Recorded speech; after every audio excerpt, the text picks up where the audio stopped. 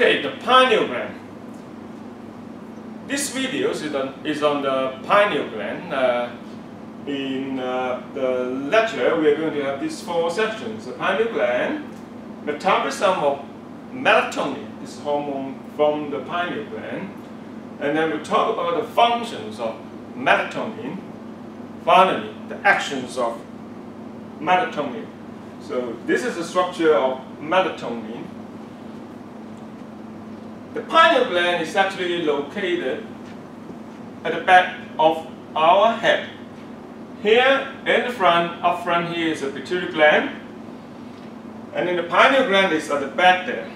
It actually has a reasonably big size, very close to our brain. So let's learn about the metabolism of melatonin, the major hormone that is secreted from the pineal gland is melatonin. Melatonin is actually from this amino acid known as tryptophan. Tryptophan is the main amino acid, and then here's a side chain of this structure. Down here there's the amino group and the carboxyl end of the amino acid. From the enzymes of this hydroxylase, it would add OH group here to form this 5-HTP or 5-hydroxyl tryptophan. Following with the carboxylation by this enzyme known as 5-HTP, the carboxylase, so this COOH will be removed, forming a very key amino acid or compound known as serotonin, which is a hormone. We don't call this amino acid anymore because it's a very important hormone in our brain with other various functions. But here, let's focus on melatonin. The key enzyme that is controlling the production of melatonin is this NAT, N-acetyltransferase, with acetyl-CoA transferring into the acetyl N to serotonin, with this acetyl serotonin, which would further be metabolized into melatonin. And melatonin, by this enzyme, HIOMT, hydroxyl indole methyltransferase, which is to transfer to the oxygen with this methyl group into here, and that is the structure of melatonin. Alright, so in this step here, a very special compound is needed, which is known as S-adenosine homocysteine. It's known as a new amino acid found in our body. And with this step, melatonin is formed. How are we going to get rid of this melatonin? Simple. Metabolized form in liver and the brain that could be found is the 6-hydroxyl melatonin. After this metabolism here, with this hydroxyl group added here, this melatonin becomes malfunction. So again, this is the rate limiting step enzyme known as NAT, N-acetyltransferase, engaging serotonin, which is actually metabolized from tryptophan. We have this serotonin with the acetyl group, and then metabolized into melatonin, the hormone. So what is the function of melatonin? Melatonin is controlled by photoperiod. From this structure, as you can see in the eye, we can sense light. So here is the eye sensing the light. These are the neurons passing through to the supracervical ganglia. And then these are the chemical messengers named GABA, gamma aminobutyric acid, and also neuropeptide Y, MPY, sending the signal to this SCN, whereas the preganglionic sympathetic nerve, and then from the upper thoracic cord, sending the signal down to the pineal gland at the back of our head. Under the control of beta-1 adrenergic receptor calling for the release from the pineal gland, the release of melatonin. The target organs include melanocyte, which is skin cell, and several other reproductive organs. So basically, from short photo period at the end of this lecture, we'll tell you more about this. We'll see anti-gonadotropin effects from melatonin. So this is how we understand the control of melatonin by photoperiod. Because from our eyes, we sense the light-dark cycle, signals would be transduced through the brain into the pineal gland to release melatonin. At the end, it would work on a reproductive organ and also melanocytes. This is one example of the actions of melatonin. In Chinese, this melatonin is called as so. Normally, we have this melanocyte stimulating hormone, MSH, melanocyte stimulating hormone, to stimulate skin pigmentation. So as you can see, these are what we call the dark color from the MSH stimulation. By adding melatonin, adding higher concentrations, and then this is 10 to the power of -10 and -9, in this range, the more the melatonin you add, about an hour, you can see what we call aggregation of the melanocytes. Melanocytes is the skin pigment cells. When they aggregate, they don't show color, just like umbrella. When they aggregate, the umbrella close. When they disperse, then they release, then you can see this dark color. On the other hand, this is another experiment. We have these melanocytes, the dark pigments. Adding melatonin, all become white because they're all aggregated. But if you add alpha MSH, or the hormone known as melanocyte stimulating hormone, to stimulate the formation, you can see the dispersion from decrease, and then down under here, you can see the dispersion started to come out, and then the dark color or dark pigment would come out again. Now this experimental data actually adapted from this paper of pigment cell research, 2004. So if you understand the counteracting interactions of these two hormones, the melanocyte stimulating hormone from the intermediate loop of the pituitary gland, and also in the pineal gland, we have the melatonin to have these actions and would control the skin color that is happening in many different animal cells. Of course, these are not human cells, these are just the isolated melanocytes to do this experiment. The second feature, as I mentioned, that the light-dark cycle or light could control the release of melatonin. Melatonin is actually secreted at night, or nocturnal secretion, because at the time there's low light, peak after midnight. Interestingly, elderly make a negligible level of melatonin. On the right hand side, you can see this chart. This is the age down to old people like me, or like us, 60 years of age. Virtually very little melatonin in terms of the expression levels in the plasma, picogram per ml. But for young people, the melatonin secretion actually quite high, and then gradually decrease. Okay, so it's actually known that melatonin is related to reproduction. So as you can see that's why after puberty, and then the melatonin level started to decline until old age, we don't need more melatonin. On the left hand side, this is the nocturnal secretion pattern of melatonin in healthy subjects.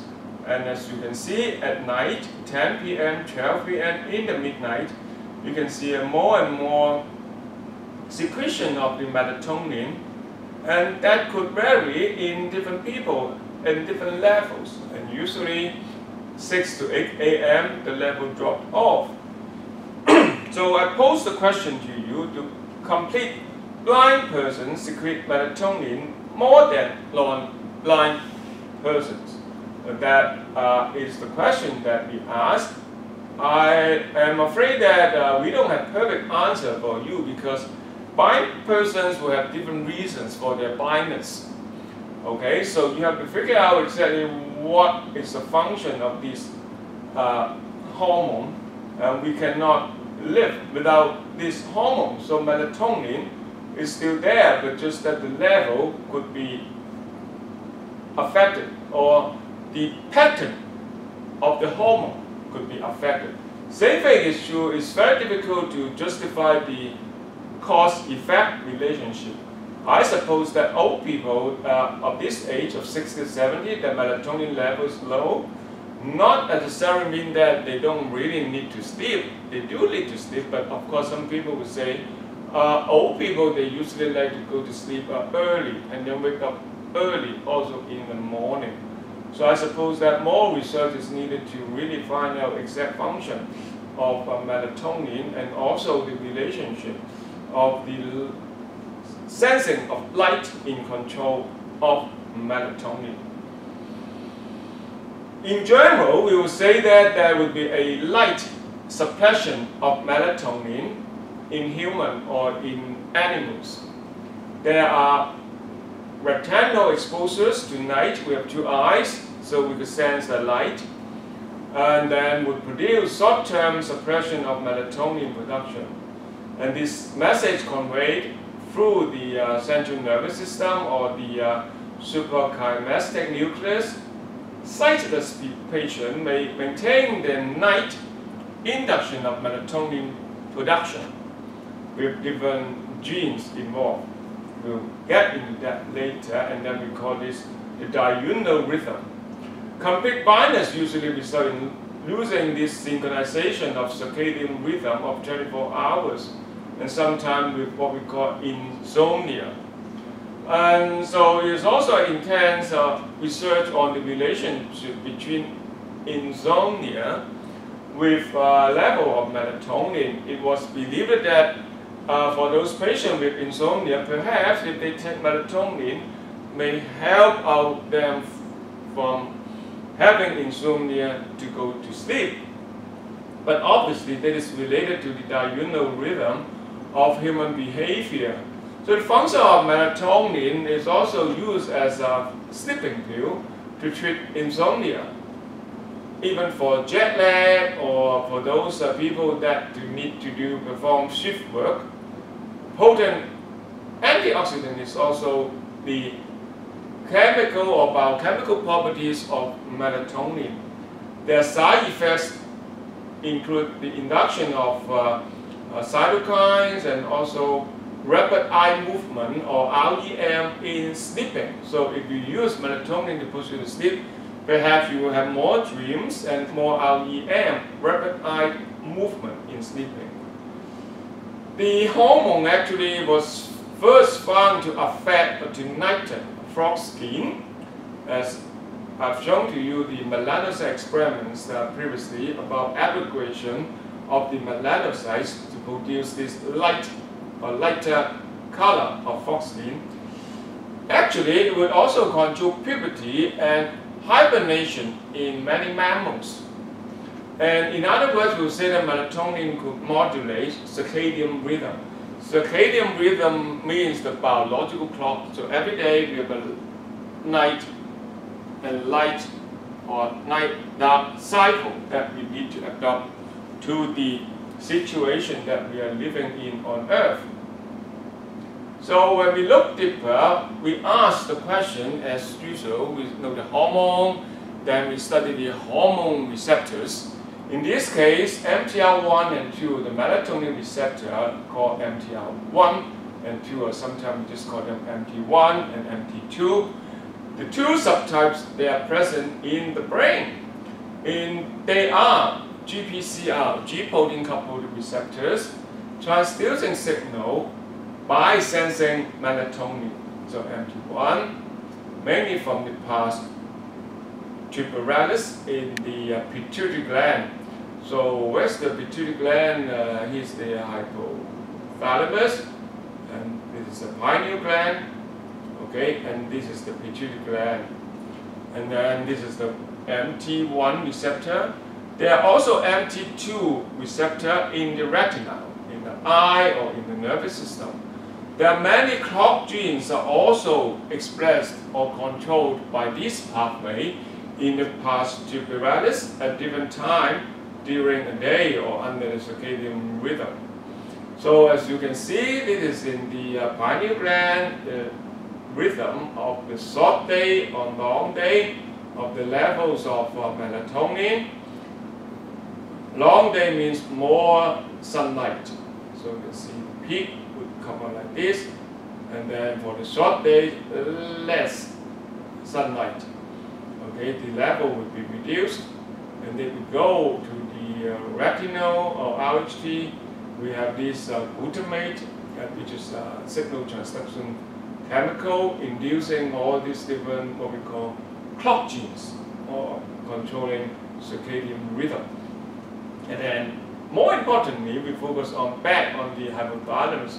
So in other words, the melatonin coming out from the pineal gland will go to the hypothalamus and to the pituitary gland. In the hypothalamus, it would reduce the production of luteinizing hormone and also GnRH. And then in the pituitary gland, it would reduce the production of a hormone known as prolactin. So these are the major effects of melatonin through studying these receptors. We have learned that from many different previous research done in the last 20 years. As I mentioned before, recently, melatonin has been promoted to be used for insomnia. And actually, melatonin also have anti-gonadotropin effects. So these are the products that you can easily find them out or even buy them from websites. Not only they will put melatonin, and some company they will add vitamin E and other chemicals, but the main thing basically is melatonin. And some even use up to 50 milligram, but you can see from this slide here, most of them would give 5 milligram, 5 milligram. This one is better. This one is only 1.5 milligram. Why is that? Because melatonin would have anti-gonadotropin effects, as mentioned before. It would have impact in the pituitary gland to reduce prolactin. It would have impact on the hypothalamus to reduce luteinizing hormone and reduce GnRH. So hypothalamic hypogonadism will be result with high plasma level of melatonin. Okay, it's well noted that in many different animals. And also patients with what we call parenchymal pilenomas. The pineal gland has a tumor. They grow bigger, enlarged. The enlarged melanocyte would cause delayed puberty in some animals. And that's why we have a conclusion that melatonin has anti-gonadotropin effects. The followings are taken from your textbooks, and actually from this textbook they are taken from another paper. To make a long story short, in this table, these data are from the experiments done on hamster. You can see the eye, they are all normal. N means normal. These are different conditions. Long day with pinealectomy. So the pineal gland being removed or deleted. And then short day, normal eye, pineal gland also normal. You can see that during short day there will be more melatonin. And then the gonad will be regressed, meaning that the gonad would not be developed. And then you can see the gonadotropin, anti-gonadotropin effect is yes. Okay, there are different conditions. Deleted the pineal gland, pinealectomy, also short day, and then you don't see any effect at all. and then other conditions like removing the nerve. So over the pathway, they remove these different neurons one by one, the nerve, the SCG or superior cervical ganglion, or the preganglionic nerve, or the SCN, suprachiasmatic nuclei. They remove that, would deal to the effects on the pineal gland, would have weak anti-gonadotropin effects. Same thing is the effects as in long day. And then finally in short day with less light and optical nerve removed, the optical nerve here is removed, you can see that more melatonin would come out, bringing into regressed gonad. And same thing is true in this experiment. Long day, so meaning that this optic nerve is important. From the eyes, you cannot sense anything, so you cannot control the pineal gland, so therefore would be more melatonin would come out, and that would cause anti-gonadotropin effect, leading to gonad and reproductive organ regressions altogether. So I hope this summarized the importance of the eyes, and somehow this were done mainly in experimental animals. Many blind persons, they could still give birth to normal offspring or normal children. Okay, so those were done in experimental animals results. And to conclude, the photoperiod has a role in hormone secretion through the optic chiasm. Hypothalamus will control the pituitary gland, and then the hormone-specific tissues like somatotroph. These are for the other parts of the previous lectures. And then the hormone synthesis controlled by signal activating specific transcription factors like PIP1. And then each hormone from the pituitary gland or pineal gland is secreted through the blood circulation and act on target tissues. So with this, I thank for your attention on this lecture on the pineal gland and melatonin. Bye bye.